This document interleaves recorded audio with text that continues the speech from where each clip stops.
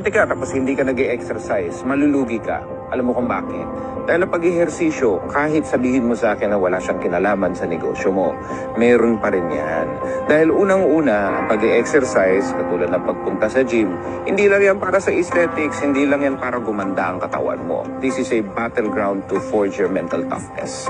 Ang pag-gym, ang totoong purpose niyan sa'yo, yung pagbubuhat ng mga mabibigat na yan, it is to practice resilience, practice going through the pain and still pushing through. It teaches you mental control and mental toughness. And kung magagawa mo yan, pag-ehersisyo na yan at ipapasok mo sa schedule mo at maaaring ito kasi isinasacrifice mo na ng matagal na. Matagal mo nang gustong gawin kaso may appointment ka. Ang isang malupit na negosyante, ipaprioritize niya yan kasi alam niya kung gaano ka-importante ang abilidad para humarap sa adversity at hindi ka basta-basta tumupi. At lahat ng yan makukuha mo kung magbubuhat ka ng bakal. So kung gusto mo ngayon, yumaman ngayong taon at maging matagumpay na negosyante, mag-exercise ka dahil hindi lamang muscle ang binibuild mo dyan, pati utak mo.